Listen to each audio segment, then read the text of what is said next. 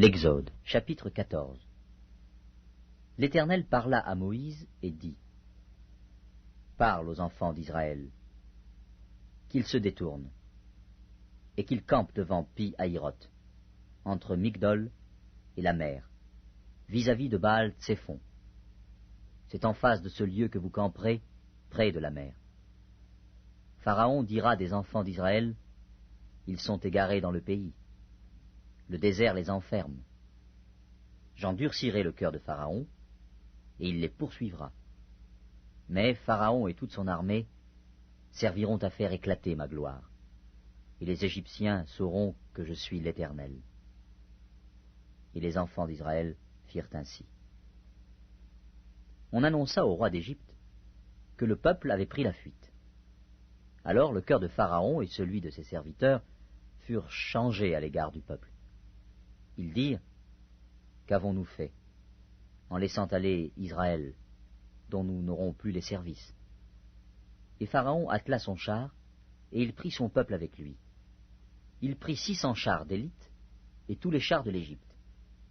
Il y avait sur tous des combattants. L'Éternel endurcit le cœur de Pharaon, roi d'Égypte, et Pharaon poursuivit les enfants d'Israël. Les enfants d'Israël étaient sortis la main levée. Les Égyptiens les poursuivirent, et tous les chevaux, les chars de Pharaon, ses cavaliers et son armée, les atteignirent campés près de la mer, vers Pi-Hahiroth, vis-à-vis de Baal-Tséphon. Pharaon approchait. Les enfants d'Israël levèrent les yeux, et voici, les Égyptiens étaient en marche derrière eux. Et les enfants d'Israël eurent une grande frayeur, et crièrent à l'Éternel.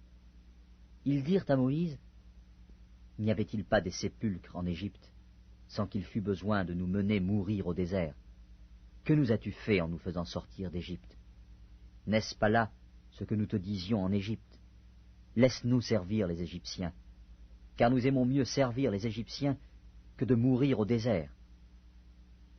Moïse répondit au peuple, Ne craignez rien, restez en place, et regardez la délivrance que l'Éternel va vous accorder en ce jour. Car les Égyptiens que vous voyez aujourd'hui, vous ne les verrez plus jamais. L'Éternel combattra pour vous, et vous, gardez le silence. L'Éternel dit à Moïse, Pourquoi ces cris? Parle aux enfants d'Israël, et qu'ils marchent. Toi, lève ta verge, étends ta main sur la mer, et fends-la. Et les enfants d'Israël entreront au milieu de la mer, à sec. Et moi, je vais endurcir le cœur des Égyptiens, pour qu'ils y entrent après eux.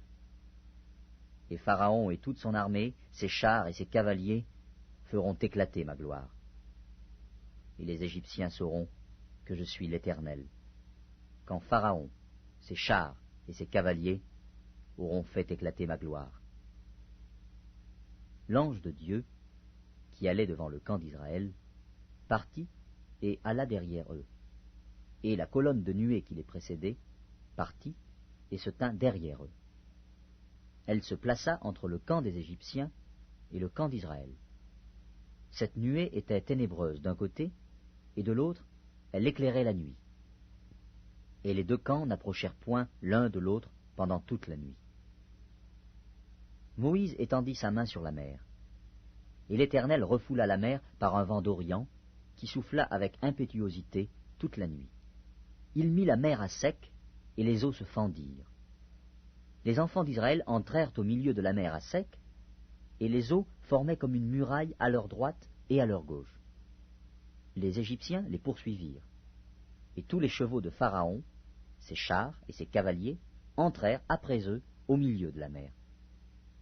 À la veille du matin, l'Éternel, de la colonne de feu et de nuée, regarda le camp des Égyptiens, et mit en désordre le camp des Égyptiens.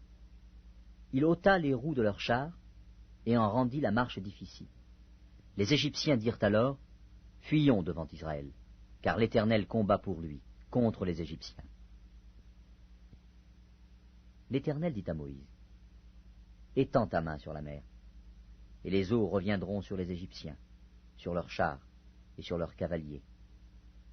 Moïse étendit sa main sur la mer, et vers le matin, la mer reprit son impétuosité, et les Égyptiens s'enfuirent à son approche. Mais l'Éternel précipita les Égyptiens au milieu de la mer. Les eaux revinrent et couvrirent les chars, les cavaliers et toute l'armée de Pharaon, qui était entrée dans la mer après les enfants d'Israël. Et il n'en échappa pas un seul. Mais les enfants d'Israël marchèrent à sec au milieu de la mer, et les eaux formaient comme une muraille à leur droite et à leur gauche. En ce jour, l'Éternel délivra Israël de la main des Égyptiens. Et Israël vit, sur le rivage de la mer, les Égyptiens qui étaient morts. Israël vit la main puissante que l'Éternel avait dirigée contre les Égyptiens, et le peuple craignit l'Éternel, et il crut en l'Éternel et en Moïse, son serviteur.